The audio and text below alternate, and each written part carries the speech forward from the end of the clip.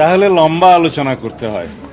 এই পর্যন্ত জুলাই সনদ বলি বা জাতীয় সনদ বলি, এই বিষয়ে স্বাক্ষরিত হওয়ার জন্য সবচেয়ে বেশি আন্তরিকতা আমরা প্রদর্শন করেছি। আমরা জাতীয় মূলনীতির ক্ষেত্রে আমরা আমাদের অবস্থান জানিয়েছি, আমরা কি বিষয়ে একমত। আমরা 70 অনুচ্ছেদের ব্যাপারে আমাদের পজিশন জানিয়ে আমরা সেখানে একমত হয়েছি এবং সেটা জাতীয় সনদে অন্তর্ভুক্ত হবে, সবাই সেটা একমত হয়েছে। এবং এরপরে পার্লামেন্টের স্থায়ী কমিটিগুলোতে সভাপতিত্ব দেওয়ার ক্ষেত্রে বিরোধী দলের কাছে সভাপতিত্ব দেওয়ার ক্ষেত্রে আমরা তখন একমত হয়েছে 4টি গুরুত্বপূর্ণ কমিটি সহ। আর আসনের সংখ্যার অনুপাতে যা পাবে বিরোধী দল সেখানে হয়তো 1/3ও আসতে পারে, সেগুলোর বিষয়ে আমরা একমত হয়েছি। আমরা প্রধানমন্ত্রীর মেয়াদের ক্ষেত্রে যেটা জীবদ্দশায় বা সারা জীবনে কোনো ব্যক্তি 10 বছরের বেশি প্রধানমন্ত্রী আসনে বহাল থাকবেন না, সে বিষয়ে আমরা একমত হয়েছি। তবে ওখানে আমাদের একটা শর্ত ছিল যে এনসিসির মতো বা সাংবিধানিক নিয়োগ কমিটির মতো কোনো বিষয় এখানে আমরা থাকলে হয়তো আমরা সেই বিবেচনাটা আমাদের আগের প্রস্তাব অনুসারে যেতে হবে আমাদেরকে, সেই বিষয়ে আমরা একমত হয়েছি। রাষ্ট্রপতির নির্বাচন ক্ষেত্রে আমরা গোপন ব্যালটের মাধ্যমে স্বাধীনভাবে এমপিরা ভোট দিতে পারবে, সেই বিষয়ে একমত হয়েছি। তো ঐক্যমত্য তো পোষণ হচ্ছে।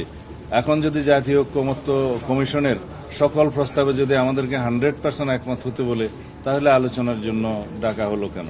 জাতীয় ঐক্যমত্য পোষণ হলে যে সমস্ত বিষয়গুলোতে দলসমূহ একমত হবে, সেই বিষয়গুলো একত্রিত করে জুলাই সনদ বা জাতীয় সনদ স্বাক্ষরিত হওয়ার কথা।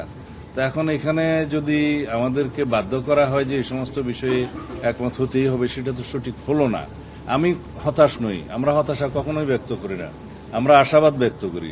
আমরা এই প্রস্তাব দেব যে সমস্ত বিষয়ে দলসমূহ এবং সবাই মিলে ঐক্যমত্য পোষণ হবে, সেগুলো জুলাই সনদ হিসেবে স্বাক্ষরিত হবে। আর বিষয় যেগুলো এখনো আলোচনাধীন আছে, এই বিষয়ে আমি কোনো আলোচনার টেবিলে যেহেতু আছে, এই বিষয়ে আমি কংক্রিট কোনো সিদ্ধান্তমূলক কোনো কথা আমার দলের পক্ষ থেকে দেব না। যদি নতুন কোনো প্রস্তাব আসে ওই বিষয়গুলোতে গ্রহণযোগ্য, যেটা জাতির জন্য কল্যাণ হবে, সেটা অবশ্যই আমরা দলে আলোচনা করে পরে আবার জানাবো। এই হচ্ছে আমাদের বক্তব্য।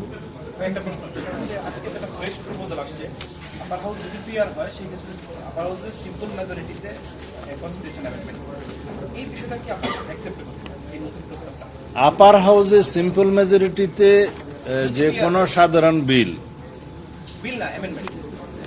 অ্যামেন্ডমেন্ট মানে কি কনস্টিটিউশন অ্যামেন্ডমেন্ট?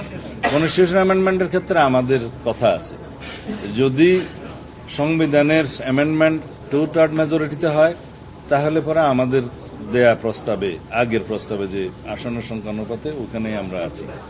আর যদি জেনারেল মেজরিটিতে সংবিধান সংশোধনের বিল পাশ করার বিধান রাখা হয়, সেই ক্ষেত্রে নতুন কোনো প্রস্তাব যদি আসে যে পপুলার ভোটের মধ্যে অথবা অন্য কোনো ক্ষেত্রে, সেটা যদি কংক্রিট কোনো প্রস্তাব আসে, তখন সেটা আমরা আলাপ আলোচনা করব।